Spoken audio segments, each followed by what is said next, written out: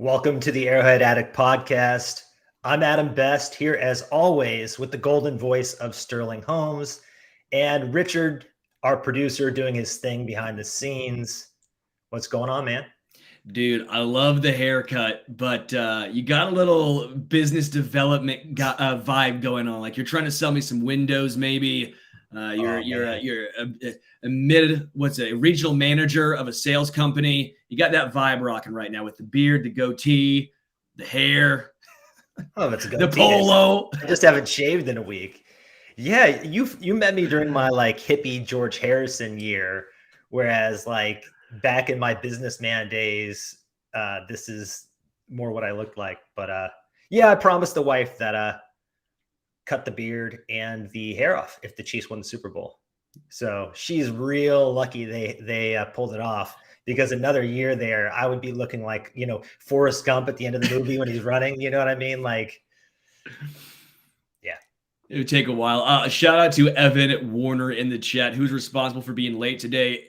All of us, we're all late. We all take responsibility, baby.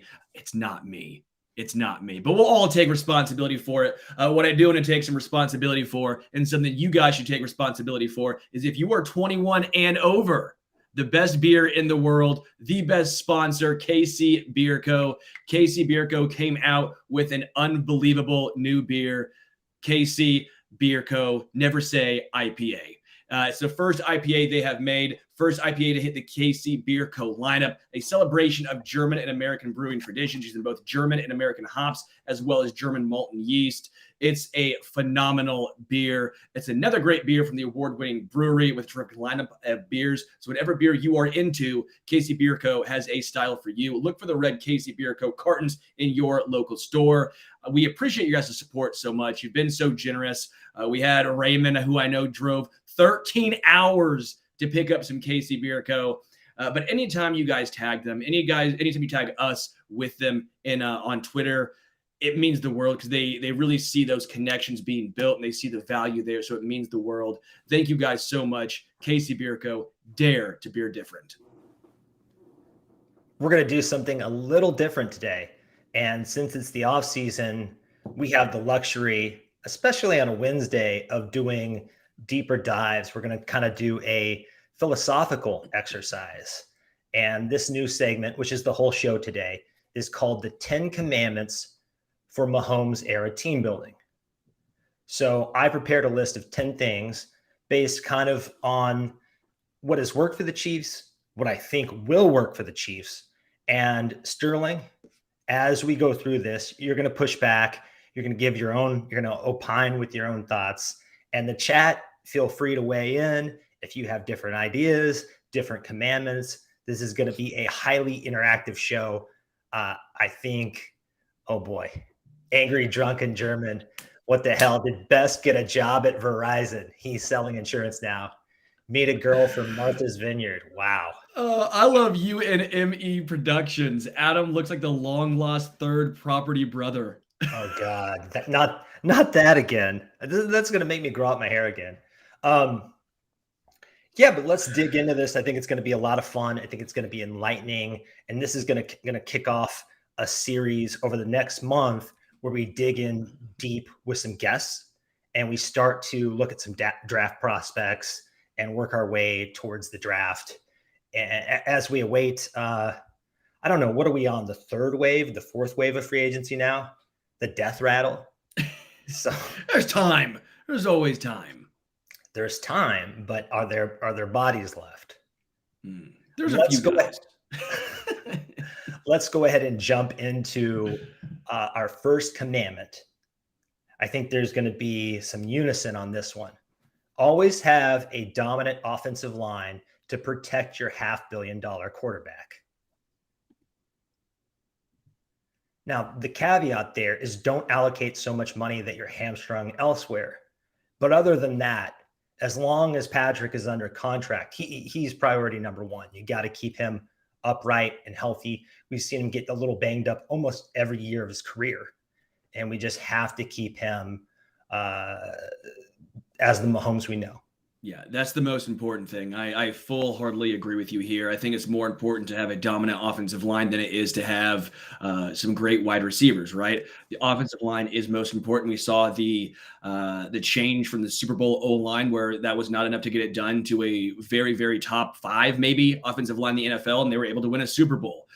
They're still trying to get better. They found that Orlando Brown Jr. wasn't the best fit for this team. Again, I have questions, obviously, with Jawan Taylor being a right tackle in Jacksonville, never grading out well to now playing left tackle. But again, they saw something in him. They feel like the athleticism translates better than Orlando Brown Jr. So they're not stopping trying to get better on the O-line.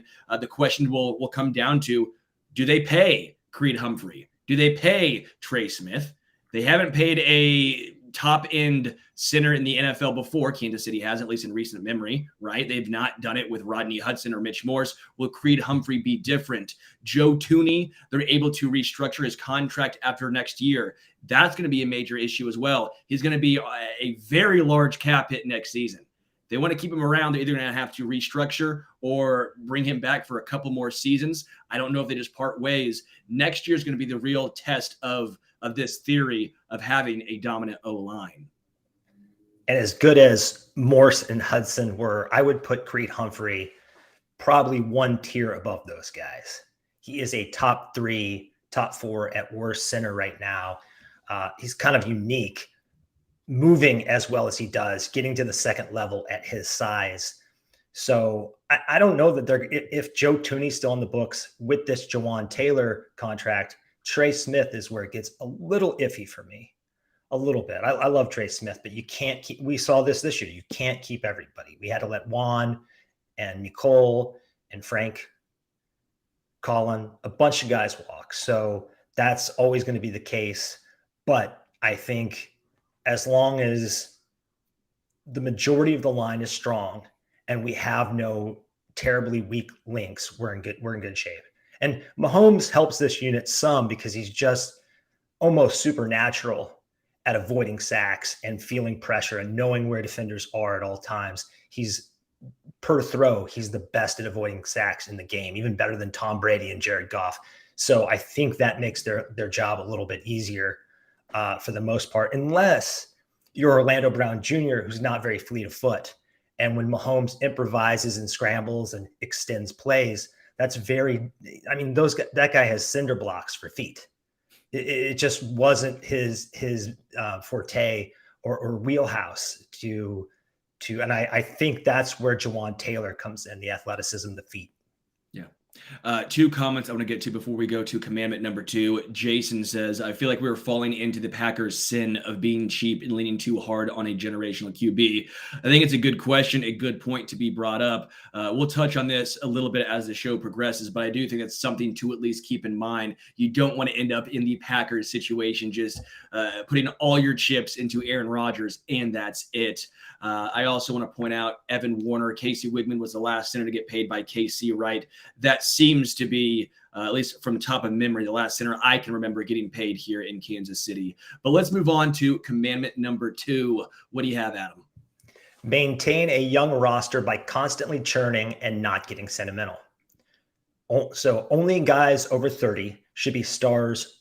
They should be stars or leaders if you're going to keep them over 30. Otherwise, even someone like the Honey Badger has to walk. Just can't have highly paid guys falling off a cliff on our watch with this Mahomes contract, especially if we re-up Chris Jones. And bringing back the DiCaprio rule, free agents, the focus there should be on second contract players in their early to mid 20s. I think that's through the draft, and those players, ideally underrated players who haven't peaked yet and won't break the bank and can fill holes. So, because I feel like we're going into the draft, especially if we can get a wide receiver and basically being able to say, we can do whatever we want. We don't have any glaring holes that are going to cause us to reach on a guy. So that's the second commandment. I think it's very important not to get old. We've seen that kind of doom teams.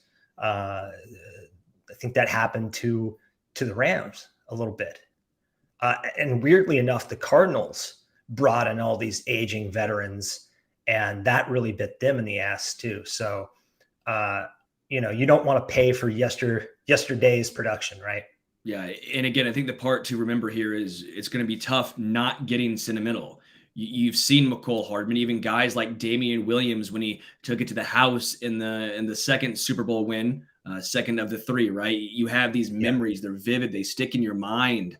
But at some point, you have to let that go and say, that was great for that year. That was great for that iteration of this Chiefs team. But if you're staying stagnant, you're not going forward. And that's what the NFL is. There's a reason why the Patriots did not stay with all their guys. There's a reason why they let those players walk and fill them with newer, younger talent. Because if you pay all those guys, you're not getting better. Every team in the NFL is getting better year after year. If you stay the same, teams will catch up. Teams will figure it out. And this tough decision to move on from Tyreek Hill. At the time, it was questionable. At the time, it left a bad taste in people's mouths. But now we can look back 1 year later and look at the ring. Yep. Sometimes these decisions don't look great in the moment, but let them give it time to play out. Joe Thuney, maybe one of the few aging guys on this roster, right? As far as not Chris Jones, Travis Kelce, Mahomes, those three, I think, are your three superstars that you keep no matter what. But outside of that, you don't really see many long-term vets, right? Would you consider Joe Thuney one? Maybe you'd make the case for Blake Bell. I mean, I'm trying to think. I'm trying to think right now. Yeah, at his price point, the way I would approach this is try to take your fan hat on and put your GM one on. And when you think about McCole or Juan or Frank, would you risk your job on them where they're at right now? Would you risk your job on this player? And I think that's going to make you think clearly. The other thing is when you win a Super Bowl, a lot of these guys think, I helped you win a ring. Are you going to take care of me? Are you going to, and they want to be overpaid. And then they go somewhere else and you see what they're, look at Mecole's contract. What was it? Like 1.5 million. I know there's some incentives. Juan Thornhill's contract. They had to structure that in ridiculous fashion for him to even get to like 7 million annually. So I think it's going to be hard to retain a lot of our guys. It will be a little bit of a revolving door, but I don't think that's necessarily bad. Yeah. Again, we've seen it at a lot of different positions here. Not overpaying for wide receivers can still result in a Super Bowl win. Obviously, I know folks like to point and maybe say this is the outlier, that you still have to surround Mahomes with weapons. We're not saying you don't surround Mahomes with weapons, but we're saying you don't have to pay 25 plus million for one weapon. The Chiefs have the best deal in the entire NFL with Travis Kelce. The tight end market is just not what it should be. So the Chiefs have been lucky. It behooves them to have the best tight end in the NFL because you're making half of what he should be making. Let's be honest now. Travis Kelce, you look at his contract around $14 million per year. If he was a wide receiver, he's making 28 plus million. Look at the numbers. But because he plays tight end, he's not. So that actually gives the Chiefs some flexibility. But again, they're going to have to hit it hard in the draft. They need to get it right with Sky Moore. They need to be right with Kadarius Toney, bringing him in. They need to be right with whoever they draft early in this year's draft at wide receiver. Because MVS, we know what he is. He's wide receiver 3. We know this. He did show a little bit more promise in that AFC Championship game. I was a little surprised by seeing him do some things, some orbit motion, some possession receiver type stuff. Hopefully he can give us maybe a little bit more if we lean on him more without Juju. But I agree, we have seen most of what MVS is. Let's move on to the third commandment. Keeping the secondary cheap but effective via scouting and coaching is a competitive advantage. So the Chiefs had the second lowest, were the second lowest in secondary spending in 2022 after letting Charvarius Ward and the Honey Badger walk. And one thing that I think is very interesting, they brought in Mark Richards as a research assistant. And Mark Richards is a guy who won the 2021 Big Data Bowl. And he got the grand prize for a model that isolates defensive back coverage. So the Chiefs are really laser focused on finding diamonds in the rough that I believe are good in man coverage, are good in press coverage, that will fit the SPAG system and not break the bank. And how do you afford Mahomes at 17% of the cap and Chris Jones at 14% of the cap? That's two players eating up 31%, almost a third. Well, you do that by having arguably the cheapest secondary in the league year to year. Yeah, they've done a phenomenal job. Year in, year out, they found a way with Charvarius Ward. Look what Charvarius Ward ended up getting on the free agent market. This is also a spot where the Chiefs have traditionally not paid guys. Maybe they did with Brandon Flowers and Brandon Carr, but eventually they let those two guys walk as well. Marcus Peters didn't see a second contract here in Kansas City. Charvarius Ward turned into, again, in my opinion, I know some people don't like it, I think he was a top 15 cornerback, and they let him walk. We saw what he got, top 15 CB money easily. The Chiefs can develop these guys. So why would you pay them? Which brings up a tough situation with L'Jarius Sneed. Is Trent McDuffie the replacement and why they spent a first-round draft pick on him? We will find out. But L'Jarius Sneed brings up an interesting conundrum for Kansas City for a team that's not traditionally paid cornerbacks. This would go against everything we're saying on this the third commandment that you've come up with, Best. Paying L'Jarius would go against that, wouldn't it? So I'm fascinated to see how this gets handled. But you saw success from Joshua Williams. You saw success from Jalen Watson. Were those two guys Jalen Ramsey? No, they weren't. But they were more than serviceable. This cornerback group this year looked better than last year. Did they not? And they were way more youthful. They didn't have the experience, but they found a way to get it done. They felt comfortable enough to say Rashad Fenton, who, by the way, was a 6th rounder, and guess what? He looked pretty solid for a while here in Kansas City. They said, you're gone. We think we can do it with these fourth round and Joshua Williams and 7th round rookie and Jalen Watson. And guess what? They got it done. You don't have to spend top end capital on corners and folks in the secondary to find success. The Chiefs are proving this. Yeah, I've kind of changed my tune on Sneed a little bit. He's one of my favorite players, but you have to look at the team sort of in its entirety and think long term. He's very unique. So that might be why he's the exception to the rule, depending on what he wants. It's going to be a tough call. When you look ahead to Bolton and Creed and players they keep drafting, it's going to be a tough call. So, but I think overall they have to keep the secondary cheap. So we've got Justin Reed's contract. I really haven't looked at when they can get out of that. I'd guess that they might have some flexibility next year, but yeah. I want to hit a super chat here from Stephen Beal. He says, only way to let Sneed walk is by trading up for a cornerback. Appreciate the super chat. I wonder if that was the Trent McDuffie situation. I wonder if that's what that was. The trade up for McDuffie. Is that what we're looking at here? That was the replacement for L'Jarius Sneed. We'll find out. But again, the Chiefs have not traditionally paid corners. Justin Reed's on a good cornerback. He's a safety, but they eventually let Tyron walk. They paid safeties more than they paid corners.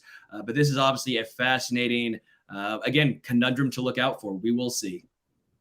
We will see.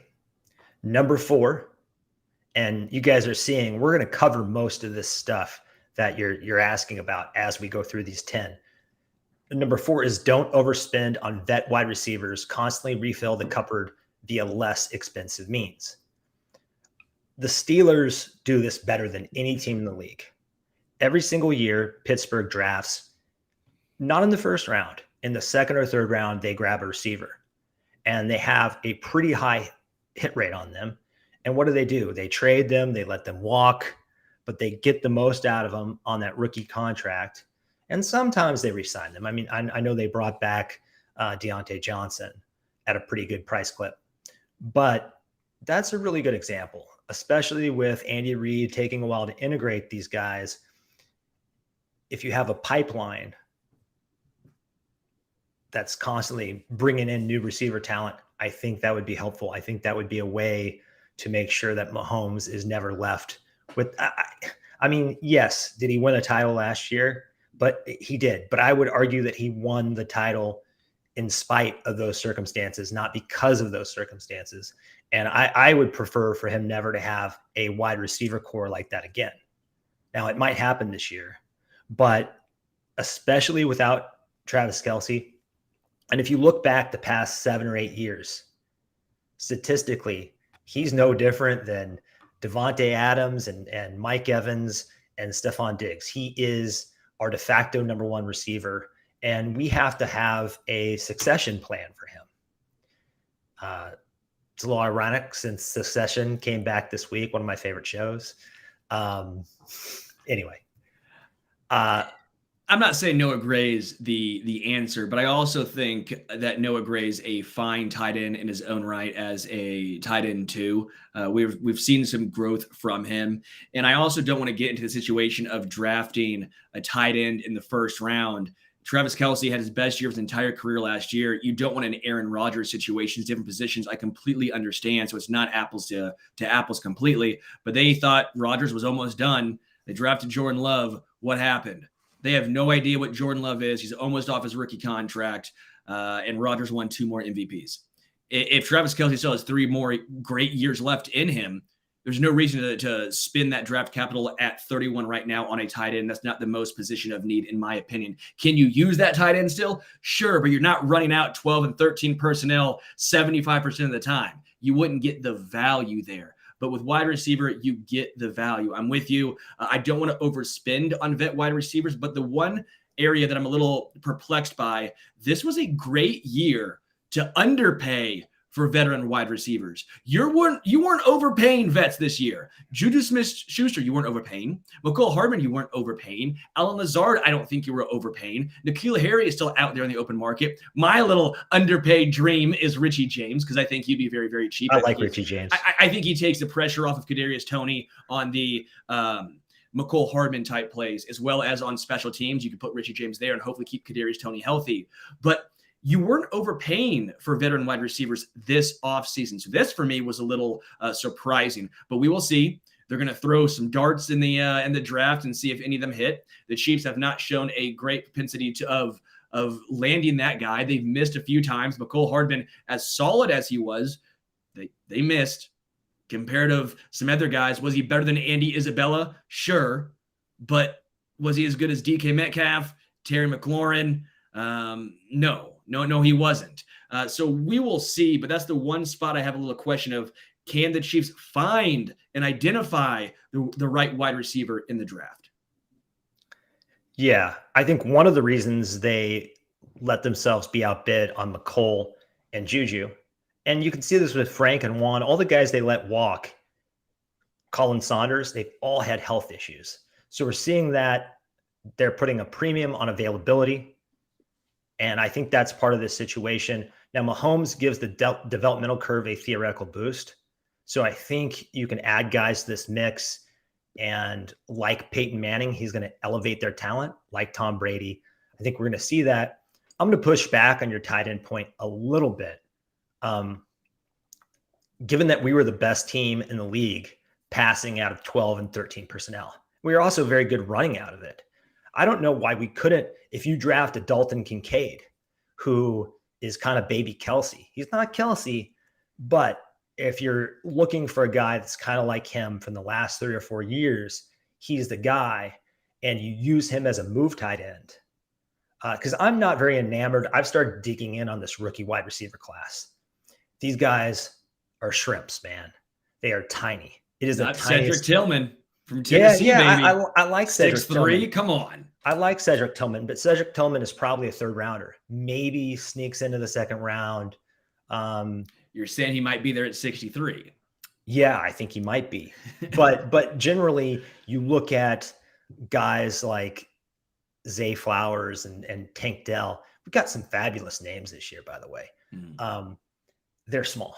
They're small. It's every body type in this draft, receiver-wise, except for Quentin Johnston, is sort of the Jalen Waddle BMI, which sort of scares me because those guys, almost the Deshaun Jacksons, more of them bust than hit. More of them go the way of Tutu Atwell than Deshaun Jackson. So,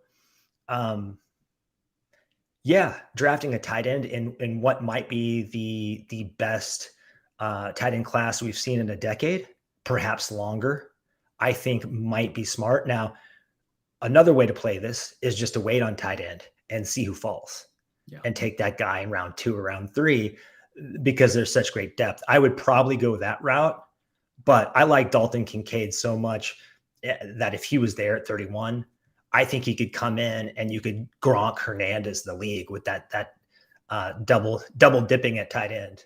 Yeah. I'll also say OBJ is still available. That could be a possibility. There's obviously trade candidates out there. Don't roll your eyes. It's a possibility. Denzel Mims obviously could be a possibility from the Jets. That's someone I've taken a little look at there. He's 6'3", over 200 pounds, former second-round draft pick from Baylor. Yeah, free Denzel Mims. Could be pretty interesting as well. A couple of super chats I want to get to. Latrell says, "Take my money, Adam." Is this for your spot on tweet today? Thank you, Latrell. What tweet was that? What tweet do you think he's talking about? I don't know. Maybe my tweet about Clark Hunt, who we will get to. We'll get to all that. Okay. Steven, thank you for the super chat, says, "Can see right tackle or D-line first, then look at a potential LB and tight end over first 4 picks." I would be shocked about a linebacker just with Drew Tranquill. They have 4 really solid linebackers currently on the roster. I wouldn't imagine they take a look that way. I think D-line and right tackle, though, are good picks. And honestly, if you thought there was a potential left tackle, maybe you don't think he's ready year 1, but maybe year 2, you have the chance. Jawaan Taylor does have that flexibility. We talked about it yesterday. I talked about it with Tucker Franklin from KC Sports Network. The flexibility of Jawaan Taylor does open some things up. Would he become the highest paid right tackle in football? You bet your ass he would. But again, that should not stop you from taking someone if you think he would be a better left tackle in the future. Right. Let's move on to number 5, and that is never use premium draft capital or large contracts on the most replaceable position, running back. So we've learned this firsthand. We had the CEH blunder, and we lost the Super Bowl the year we picked him. He hasn't been able to stay on the field, hasn't been effective. He's had some spots, but look at the 2 years we won the Super Bowl. Damian Williams was basically, I think Darwin Thompson had like 1 carry maybe in that Super Bowl. And then this year it was the Pacheco McKinnon platoon that worked out. I think we're teaching the entire league a lesson here. I love Bijan Robinson, but I wouldn't take him in the first round. I don't care how talented you are, because then you're going to be paying these guys. And I don't know, when you can find a Jerick McKinnon off the scrap heap, why? When you can find Isaiah freaking Pacheco in the 7th round, and he's just rampaging in the Super Bowl. I mean, we got to stick with that. How many Super Bowls has Christian McCaffrey won? How many Super Bowls has Ezekiel Elliott won? How many Super Bowls has Saquon Barkley won? How many Super Bowls has Austin Eckler won? I mean, he wasn't a first-round draft pick, but he got a decent-sized second contract and wants another one. What about Alvin Kamara? I don't think Kamara was there with Drew Brees when they won one. Nope. Derrick Henry, matter. Dalvin Cook, Nick Chubb, Jonathan Taylor. Yeah. Where are these guys? They're not in the Super Bowl. It doesn't matter. The running back is the most replaceable position in football. The value is just not there. I feel bad because they take an absolute beating, and frankly, they're one of the most fun positions to watch. It's that quote-unquote sexy position, right? Wide receiver, running back. It's fun getting one of those flashy guys. But how much of a difference do they actually make? I was on record saying any running back draft in the first round for Kansas City when they went with Clyde Edwards-Helaire was going to be a horrendous pick no matter what. Now, Clyde was my number 1 running back coming out of college in that draft. So I was wrong on that instance, really? But I was right in the instance that they shouldn't have drafted him at 32 or 30, whatever it was. It was silly. I hate when people say it's a, what do they call it? A luxury pick. There's no such thing as a luxury pick in the NFL. Yeah. NFL changes so quickly. Look what happened to the offensive line. Look what happened to wide receiver. It changes on a dime. So the Clyde pick was asinine, made no sense. The Chiefs should not go out and draft a running back in the first 3 rounds. Makes no sense to me. If you can get Deuce Vaughn in the 4th or 5th and you think that's your Jerick McKinnon replacement going forward, fine, go ahead. But you have Isaiah Pacheco. Use him. He runs well in this offense. Offensive line and scheme mean way more than the running back. You've seen it in San Fran. Christian McCaffrey looks good. The majority of the reason why, because he can also catch the ball out of the backfield. But Jeff Wilson Jr. looked good, right? Raheem Mostert looked good. Real good. Jerick McKinnon looked good. They can put almost anyone back there. I mean, and they even will Matt look good. Breida, some other guys you've never heard of for spells look pretty good. I think the rule of thumb for the running back position, if you're thinking of maybe getting one of those guys in the late first round that's cost controlled, could they play an entire game at slot receiver? If the answer is yes, and I think the answer would be yes with Christian McCaffrey, with Austin Eckler, with Aaron Jones, maybe DeAndre Swift, I would think about them. But otherwise, there just isn't enough kind of surplus value there. And you nailed it with there's no such thing as a luxury pick. Your roster may look complete right now, but these roster holes develop like quicksand out of nowhere and suck your team under. You have to have depth at the most important positions. Super chat from Angry Drunken German. Thank you again so much. Question is, name a team with a Hall of Fame quarterback and Pro Bowl halfback that didn't win the Super Bowl. Hall of Fame halfbacks don't win Super Bowls, but paired with a stud QB, it's almost a lock. I think the reason why is because of the Hall of Fame quarterback. And I also will say, I think in today's day and age, what happened in the 90s, what happened with Troy Aikman and the Dallas Cowboys, there's a reason why they have not gone back since. Jerry Jones is trying to rebuild that. It doesn't work. You have to have the quarterback. That's the game changer in today's NFL. Again, you mentioned it. If you are a running back who's a great pass catcher, Travis Etienne, Saquon Barkley, Christian McCaffrey to an extent, right? I think he fits into that mold. Alvin Kamara and let's just say Austin Eckler. They can add something to your team at running back, but they're not going to be the reason you win games. They just aren't. We've seen the more analytical approach, the dump downs to running back. You've seen Austin Eckler in the Chargers. It's not efficient. It just isn't. It doesn't move the needle as much as one might think. I just don't think they make that much of a difference. Yeah, I'm totally lockstep with you on this one. So let's move on to number 6, and that is focus on premium positions in round 1. Going to kind of contradict myself a little bit here. Offensive tackle, pass rusher. And on the pass rusher point, I call that pass rusher and not edge because the new trend in the league is interior pass rushers. They got paid big time this season. I think that's because primarily of Aaron Donald and Chris Jones helping fuel Super Bowl runs these past 2 years. So I think if you have a dominant pass rushing big man on the interior, they could be worth a first round pick. Wide receiver and cornerback. Of course, quarterback is on a tier above this, but we don't have to worry about that. You know, we're one of the 5 or 6 teams that are blessed. So unless you can grab an ultra rare, borderline generational prospect at another position, here's some examples: Quentin Nelson at guard, Kyle Pitts at tight end, a guy who is just can't miss, separates himself not only from the pack that year, from like the pack every year. You just stick to those positions. And I would even argue that those positions are what you trade first rounders for. And the Chiefs have kind of they've kind of obeyed that rule. They traded for Pat obviously with the first round pick. They traded for Orlando, a left tackle. They traded for Frank, an edge.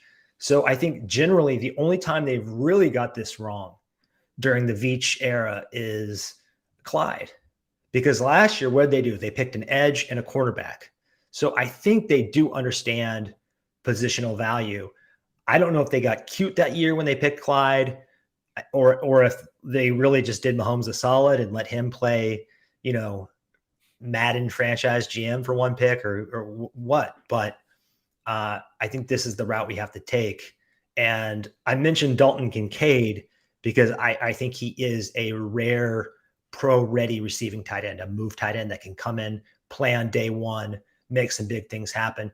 Generally, I think most tight ends, you have to play the long game with those guys. Yeah, I would probably take cornerback out of there, though. The Chiefs have just done such a good job. Trent McDuffie was a little different, right? I think that might have been a different scenario because they didn't even think he was going to be there. But since you have one first-round cornerback, don't double down. In my opinion, I think they can get by, and they've shown they can get by.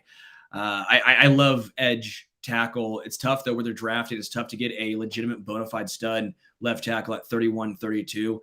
It's going to be difficult, but I think edge is your best bet. Same with wide receiver. But I'm with you. I think premium positions make the most sense for the Kansas City Chiefs. Yeah, I think they can find a right tackle there. They might have to trade up. I really like Darnell Wright. They're going to have some options if they want to trade up. It'll be interesting to see if they sit there. So it looks like we're lockstep once again on this one. I think I agree with you on cornerback. We did it once. I think because we had no depth in the room, we were probably really worried about it. And there was no guarantee that we were going to find a guy in the 5th, 6th, 7th that could come in and start. We did ultimately, but you can't count on that. Just like it was hard to count on Trey Smith. So I think we just wanted the security. We knew Trent McDuffie was a guy who could come in and knock it out of the park. I don't think they need to do that again. As much as I like Joey Porter Jr. in our system, I think it's unwise spending of draft capital. Yeah, unless you're getting Sauce Gardner. A lot of these first-round lock corners aren't locks. Look at Jeff Okudah. There's been a plethora of recent corners who've gone in the first round who've not been as much of a lock as people think. You found corners, especially in the Chiefs drafted later. You're seeing on other teams, Tariq Woolen was phenomenal for the Seattle Seahawks. So I just don't see the value there personally. Super chat from KCDC. Thank you so much. They say, don't get me wrong. I love these two, but with Snead and Gay being free agents in 24 and Veach will Veach try and monetize them a la Ward before they open to leave for nothing in light of hitting the draft in 22 and Tranquil signing?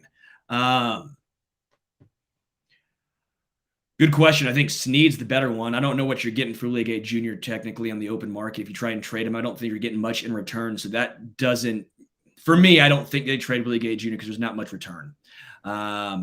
L'Jarius Snead's a very good question. Again, we mentioned it earlier on. They've not traditionally paid corners. We'll see what Veach does, but we've not seen him do this. I would be shocked if they made L'Jarius Snead a massive offer.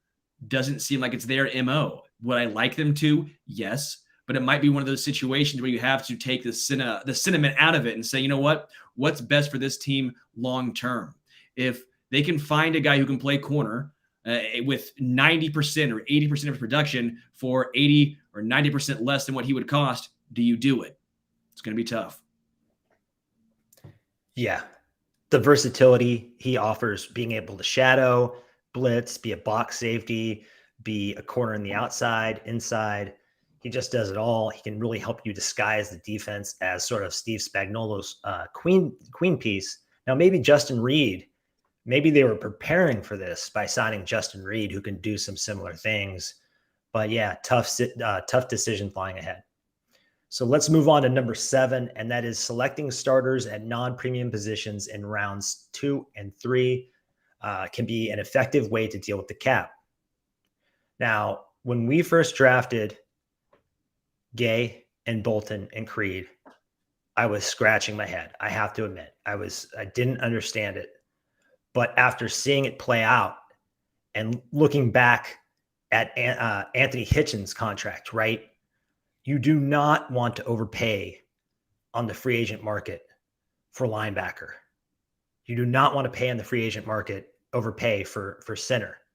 I think these are great examples, these two guys. When you look at how much money Frank Ragnow is making for the Detroit Lions, good player. When you look at how much Fred Warner is making for the 49ers, good player. But that is not where I would blow the budget out on, personally. So I think this has been an effective way to get really good impact players at lesser positions.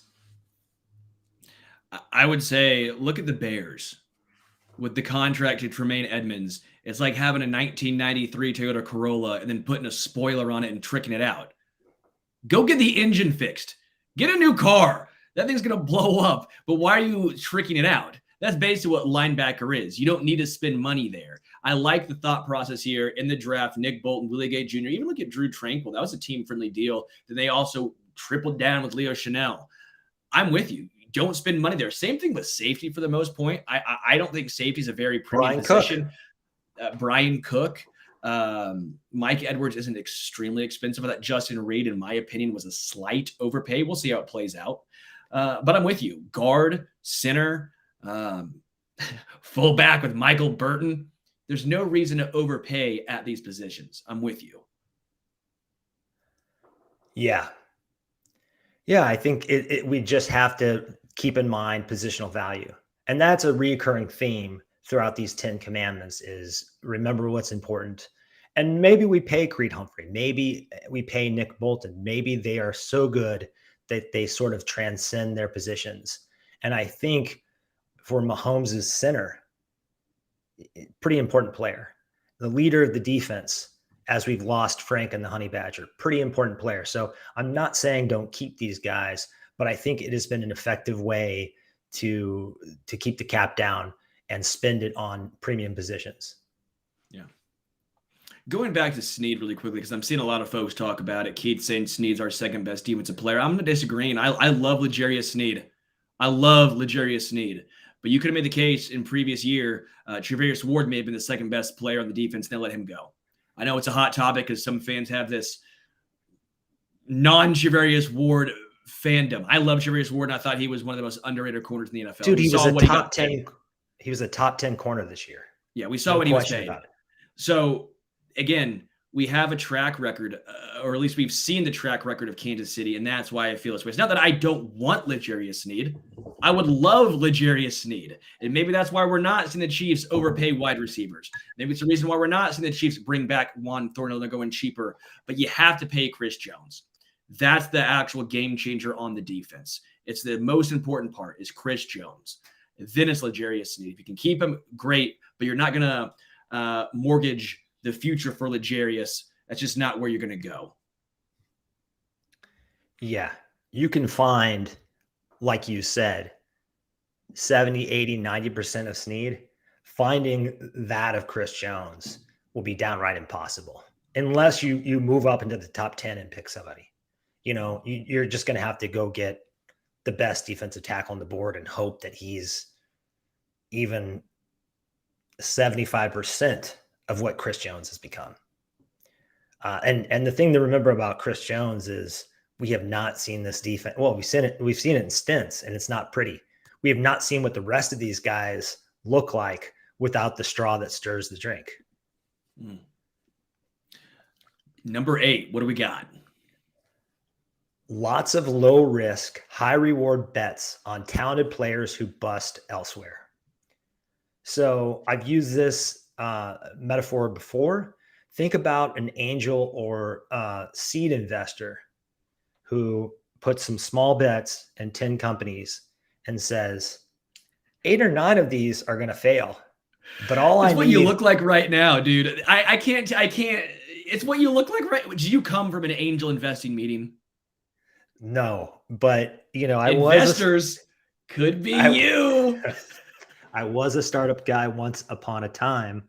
But you only need one of those to kind of hit big to get your ROI. And I think Kadarius Toney is the best example yet. Now, has he given us everything we hope for or we project? Not yet, but I think we're seeing why. And Justin Ross is another example.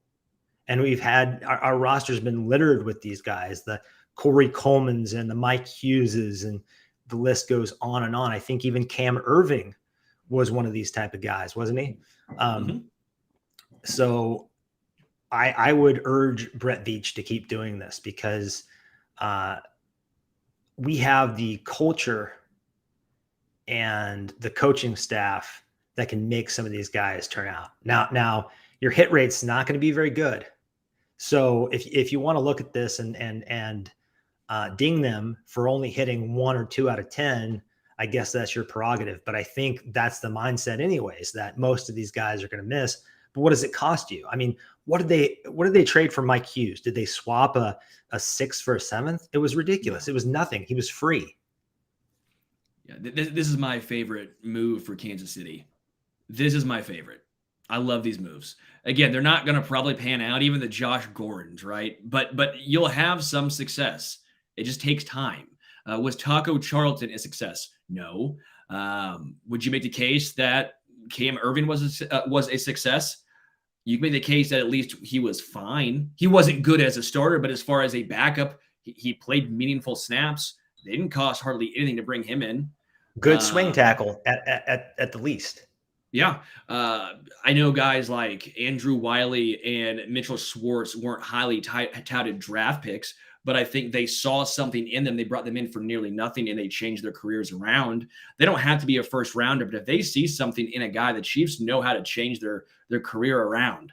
I do think the first rounders, typically you might have a little more success because there might be a little more talent there, but I think it is the right move. Again, Kadarius Toney, this is a move I would make 10 times out of 10. Yeah, and he came in and said that it's turned his life around, totally changed him. He's bought in. So I think we have the kind of franchise that can do it. You walk in that locker room, you see Big Red, you see Pat, you see Trav, and you're going to be on your best behavior. You're not going to screw around. And I think the winning attitude, the ring hunting, it's contagious. Guys come in the locker room and, you're a New York Giant. What's the end game there, right? You come to Kansas City and the end game is to be some part of something special every single year. So I just think it's a different environment and one that's well suited to take these kind of gambles, low risk gambles. Let's move on to number 9. This is going to be an interesting one. This elite franchise should never rank bottom 10 in anything spending wise. Cap, amenities, staff, facilities, travel. I don't know. Some Moneyball is great. I get that you want to spend, put your money invested into what shows up on the field, but don't be the cheap ass Oakland A's making players pay for soda, right? Moneyball can go too far. And there's no cap for staffing, which isn't just coaching, but it's training, recovery, analytics. I think some franchises are finding advantages spending big on there because there's really no limit. I mean, if David Tepper in Carolina wanted to spend $200 million assembling the best staff the game has ever seen, he could do it. I'm not saying that's what should happen. I'm just saying theoretically it could. So that brings us to the NFLPA survey, the union survey, where about half the players in the league took this. The Chiefs ranked 29th out of 32 in things like how well they treat families, their facilities, their training staff, their weight room, all that stuff. And it was really eye-opening. And Clark Hunt responded this week. I feel like, I don't know if it was half-heartedly, but it seems like he took it somewhat seriously. Maybe not the Rick Burkholder part. I think he just blew that off. Yeah. So, and it's interesting because Rick Burkholder has this great reputation, but really the complaints about the training staff were just him. They were, reading up on that today. It was very targeted at him. I think the only place where we got high marks was our strength coach, and he's since retired. So it's kind of alarming. What bugs me is that, and I heard this week as well, that the Chiefs don't really have a cap problem. They have a cash problem. Like they have a limit. They have a budget that they can't go beyond. Yep. And that irks me, man. That gets under my skin because Patrick Mahomes this franchise has doubled in value according to Forbes since his arrival. We have a chance to win 5 or 6 Super Bowls and become one of the premier, just let me finish and then I'll shut up for a long time. The premier franchises in sports. I think we have the opportunity to totally change the fortune of the Kansas City Chiefs and even the city to some extent. Now, being an owner, like, who paid for that renovation? No, Taxpayers. I get it. Taxpayers paid for 2/3 of it, and then he gets crazy tax breaks at being an NFL owner. And I just think, what do you want me to do? Just make more, like he has more money in his pocket in his bank account? It's not like he's not trying to win. That's not the point here. I get what you're saying, but not everyone's Bezos. Not everyone has that much money on hand. The valuation's incredible, right? That it doubled. But that's not cash on hand. It's like having stock. Unless you sell, you're not really seeing that money until you sell, right? right. It's not liquidity. I get it. It's not liquid. So what's he supposed to do? If he wants to get a loan, then be my guest. But I don't know what he's supposed to do unless be richer. We knew he is not one of the richest owners in the NFL. We know this. He's definitely not Cincinnati, so that's a plus. We know that much. That's definitely a good thing. But I mean, the Hunt family is worth like $15 billion. We don't know exactly. A lot of that's the team, though. A lot of that's the team. You have to be liquid, and that's the issue here. It's the same thing with other teams in the NFL. Not every team has the liquid cash on hand. They've been very liquid for a long time. They've front-loaded a lot of these contracts, paid these signing bonuses out. We know this. They've done it for a long period, and they've focused more on that than they have on the, in their mind, I would assume, the secondary stuff. The taking care of the families, the, like you mentioned, the weight room, the food programs. They do need to work on that. We know it's not going to be college football style. The SEC is different. The SEC, Power 5 conferences, they have all this donor money coming in, and it goes directly to that. It's kind of alarming when you go from Big 12 or a big Power 5 schools to the NFL. You look at the facilities, those Power 5 schools are way better. But it's because they have donors footing the bill. It's not just one guy, the owner, trying to pay for everything. It's a little different. And they need that recruiting advantage. Yes, exactly. The one thing I will say, and this was a good super chat from Steven, when the Royals move, he will build new facilities. I wonder if there's anything to that. I wonder if they build that new stadium, or when the Royals eventually move downtown, which is the thought process here, if the facilities will improve. That could be a situation as well. And I get that it's cyclical, right? That if you were early to build facilities and upgrade amenities during one era, the next era, you're going to be at the tail end. Like our Jumbotron is the fourth, I think, smallest in the league. Not that big of a deal, but it's sort of indicative of where we're at with upgrading things. We're overdue. And I think when you're arguably the team in the sport, in the league, and you're consistently ranking poorly, 29th out of 32 in this survey, and then you look at cap spending in the 20s, last couple of years, it just kind of it's Clark Hunt sending, to me, the wrong message. I want him to look at this opportunity with this nucleus of Reed, Mahomes, Kelsey, and Jones. Now, Mahomes is going to be here, knock on wood, for 10 or 12 years, whatever. But the rest of those guys, who knows if he'll ever play with as special of a group, as special of a coaching staff again in his career. I think the time to not recklessly, I'm not saying give Von Miller $133 million. I think you still have to have limits on certain players and be wise about it. But I want the feeling, I want to see some of that New Orleans Saints. Like we care more about winning than the bottom line.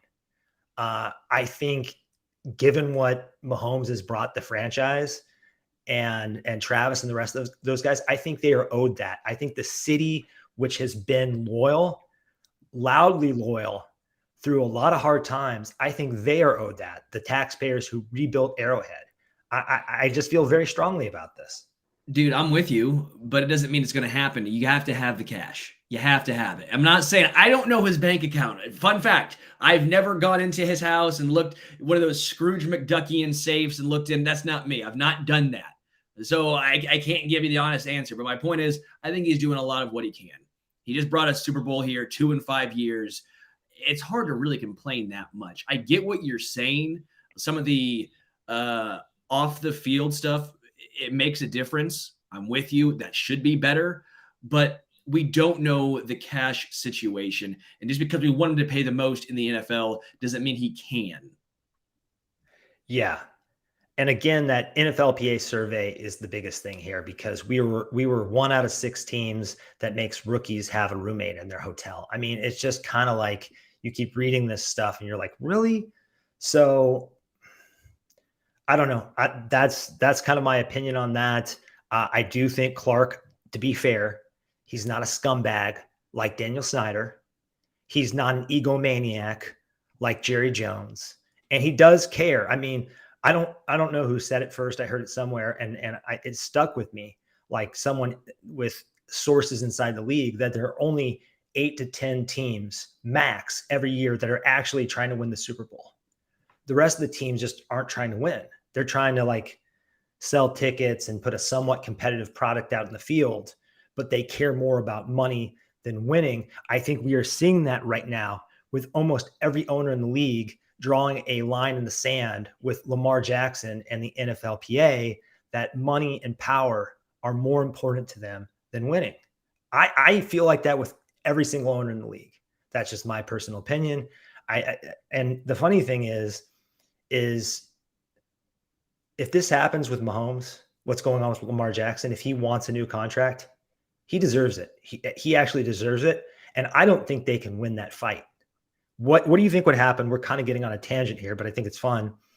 If Patrick Mahomes called up Lee Steinberg today and said, you know what? I want $500 million guaranteed. I've earned it. I've won 2 Super Bowls. No one has ever had the first 5 years that I've had. Do you think that fight over guaranteed money would just be over with that one call? Has Mahomes missed 11 games over the past 2 seasons? Has Mahomes thrown 33 touchdown passes to 20 interceptions over the past 2 seasons? I think Lamar Jackson's a great player and he won an MVP, but they're not even in the same stratosphere. They're not in the same conversation. He won an MVP. That's great, but where's been the playoff success? That was also Lamar Jackson on a rookie contract when they were able to build a great team around him. Now what's going to happen when he's taking up a ton of cap space? Good luck. The injury issues are the main concern. That's why. I just don't think it should be this hard. The reason why Lamar Jackson and the Ravens probably aren't on the same page right now and why there's some disconnect, he doesn't have an agent. When you don't have an agent, you have the team saying, this is why we don't think you are worth this. Of course, that's going to draw some disconnect. You're going to get the ire of Lamar Jackson. He needs an agent so the agent can go to him and water it down a little bit. But now you have 2 dudes. Same reason why in baseball arbitration had so much issues. You're seeing it with the Milwaukee Brewers. You're haggling over some money, and you're saying it directly to their face. You didn't do well in the playoffs. This is why we're not giving you this money. Yeah. Again, I think Lamar needs an agent, and I don't think he needs all this guaranteed money because, as you're seeing, injuries, missing 11 games in 2 years at the most important position in football is a major issue. It is, but also in baseball, in basketball, in the NBA, in Major League Baseball, these contracts are guaranteed. And those guys aren't putting their body, their minds, their future on the line as much as football players are. So I think the players, they have a case here. And I personally, I would like to see them win that. But there is a reason why they're picking Lamar to have this fight.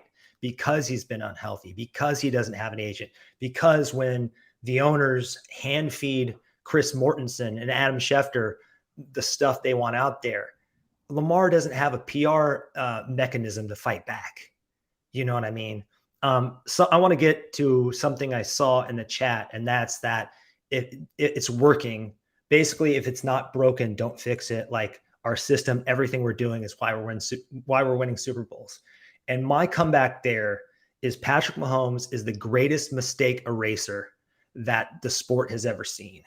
And just because it's working, we shouldn't assign credit to like Clark Hunt or everything Veach does or every player in the roster. He elevates everyone on this team And I think we can do better in certain areas, and we should always aim to do better. I mean, the Chiefs should always aim to do better. Yeah. We got kind of on a little tangent there, but I think it was fun. I think it was important. Hopefully Mahomes doesn't go down that road and ask for the league's biggest contract, but I think he's deserved it if he wants to. So I think it's coming at some point, a restructure.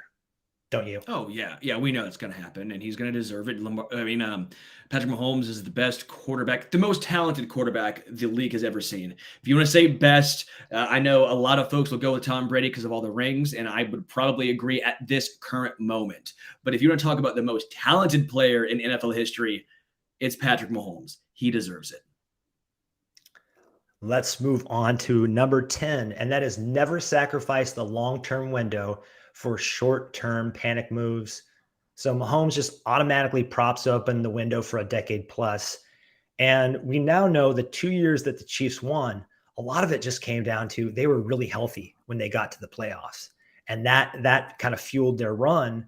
And sometimes it's what shuts down their run when they lost their offensive line and lost to the Bucs. So just there's no need to do anything reckless. And I think the Frank Clark trade, and I know there are a lot of different opinions on how Frank Clark worked out. And some people say, if you win a ring, you can't argue with it. But it was, 2 rings.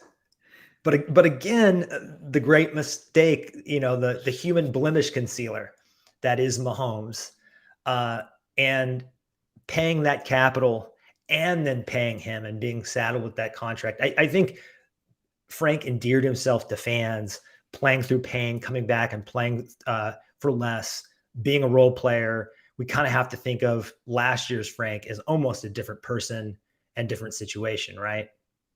Yeah. Yeah. Go ahead. I want to say, I get what you're saying with this, and I completely agree, but it's also tough. Like, was Orlando Brown Jr. worth it? I think, yeah.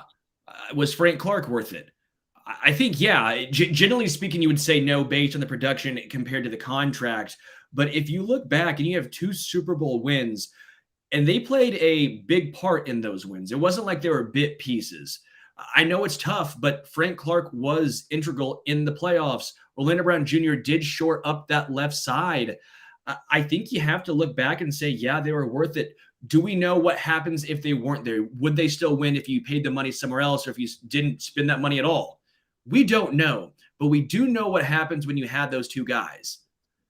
It's tough to say they weren't worth it, but I do understand where you're coming from. And I will say, I don't think we'll see a lot of these long-term contracts coming up. I don't think you're going to see a lot of these massive mega deals unless it's for Chris Jones or Patrick Mahomes, right? You probably won't see a Tyreek Hill size deal. You probably won't see, I don't think you'll see a Justin Reed size deal unless the cap just goes up a ton.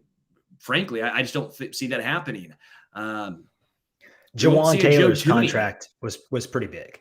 Sure, but I don't think we're going to see that's also a premium position. Left tackle. I don't think we'll see a guard get that much money ever again while Patrick Mahomes is here. I just don't see it. Yeah, one thing the Chiefs have to be careful with, and the reason I brought up Frank is they have this tendency to overcorrect a little bit. I like it. I like the aggression. I like them saying that, D Ford cost us a trip to the Super Bowl. Let's upgrade there. Our offensive line cost us the Super Bowl. Never again is that going to happen where Mahomes gets in the big game and can't do anything and can't put the team on his back because he's on his back. So I like that, but you can go too far with that attitude.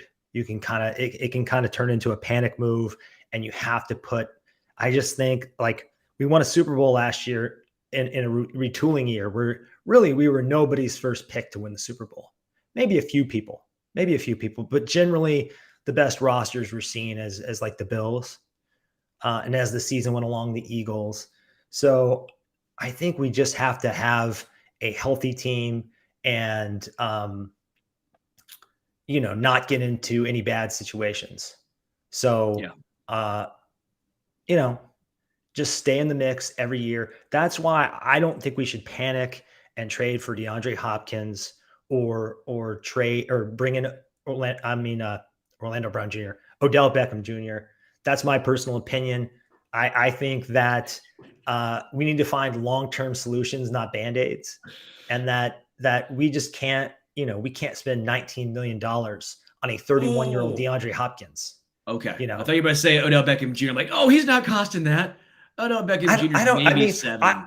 I like these Charles Omenihu deals, like getting a guy like that at 10 million per or whatever. Or I'm trying to think of an equivalent at the wide receiver position. I think we'll see a lot of 1, 2, and maybe 3-year deals going forward with Kansas City. I think we saw that a lot with the Patriots. And again, we keep going back to that because it's the most recent dynasty, right? But it's a lot of 1, 2, 3-year deals. You're not handicapped. You're not hamstringed by just horrendous contracts. So that's what I think we're going to see. And I think, Ronald says, like the Rams, they have all these massive contracts on the books. Guys get injured, you're screwed. You got to be healthy. The Rams did have some bad luck. I'm not going to pretend here and give you a speech like they bleeped up, but they went all in. They have a lot of large contracts, injuries piled up, and they were the worst team basically in the NFL. The Chiefs are going to start giving out 1, 2, 3-year deals, and they won't put themselves in a bad situation. I'm with you, Adam. I think we're on the same page here. And I'd almost like an 11th commandment here, and that is, you just gave me this idea, diversify your portfolio. And that's what they did last year with Tyreek Hill. They said, like the Rams, we're a little top heavy. If Tyreek or Kelsey get hurt, or Chris, we're screwed. So what did they do? They traded between the cap space saved and the players we brought in with that trade. We got about 5 players out of Tyreek. So you become a little bit more impervious to injuries, which is what you want. Like, as we mentioned earlier, who wins the Super Bowl among these contending teams a lot of times comes down to who's hot and who's healthy. So, and depth. I think the depth is a very, very good point. I always liken this to baseball because I'm a Royals fan, so it's very difficult for me. But the reason why the Royals were good in their stretch, they had so much depth. Did they have the star players? Not really. They had, Lorenzo Cain and Eric Hosmer, Salvador Perez. So they had like their core. If you want to say that's the Mahomes, Kelsey, and Chris Jones, right? But look at the Detroit Tigers. They had all this incredible talent at the top. They had Victor Martinez, Miguel Cabrera, JD Martinez, Justin Verlander, Max Scherzer, but they couldn't get it done because the rest of that team was nobodies. They were filled out by non-quality players. Sometimes it's better to have the focus on 1 or 2 superstars, and then the rest are quality guys instead of trying to go all in on having 4, 5, 6 great players, but then the rest of your lineup isn't filled out completely. You have to have that balancing act. Yeah, and we're lucky enough to have, I think last year you could make the argument that we have the top quarterback in the league. And then among non-quarterbacks, we have 2 top 10 players in Chris Jones and Travis Kelce. So that is a special situation you're not going to find yourself in. I would probably bet that during Mahomes' tenure, that may never happen again. Chris Jones very likely just had the best season of his career. Travis Kelce, at some point, theoretically, I hope not. I hope he never slows down. But at some point, he's going to start tapering off. So, got to keep the long view. I think that's it. I expected a little bit more clashing between the chat, between you and me. But I think we're all kind of in somewhat of an agreement about where this franchise needs to go and what has worked successfully these past 4 or 5 years. I just don't want to fight with you, Adam. I'm not a fighter. Are you growing the mustache back? Are you more of a fighter, clean shaven, or with the mustache? No, I'm more of a fighter with the mustache when I'm going full Burt Reynolds. But no, this is just like 3 days, dude. I need to shave. It's uncomfortable. I don't like it. I need to shave. But I basically have a perpetual mustache. Yeah, it's not fun. I'm not a shaver myself. I'm a once a week guy. Just let the stubble grow. I'm just excited. Saturday, I got playing golf with some guys. We have an all day. It's 8 guys. I forget what we're calling it. We're calling it a brotherhood event. We're getting like 8 guys together. We're going golfing, smoking cigars, grilling steaks. Should be fun. I almost feel like I need a mustache though for that. You're talking about golf and baseball. I know nothing about these things. You're speaking a foreign language. It's like me talking about Marvel and Lord of the Rings and all that. So do I ask the chat what I smoke? Okay, this is what the chat, come on. It's slow times right now. On Saturday, do I smoke the Buffalo Trace cigar? Buffalo Trace cigar. Or the Scorpion, the Camacho? Let me know.